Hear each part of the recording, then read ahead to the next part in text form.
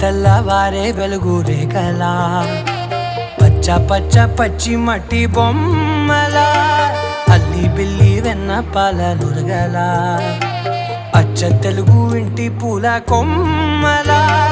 దేవదేవుడే పంపగా ఇలా దేవతే మా ఇంట అడుగే పెట్టెనంట బ్రహ్మ కళ్ళలో కాంతులే మా అమ్మలా మా కోసం మళ్ళీ లాలి పాడేనంట.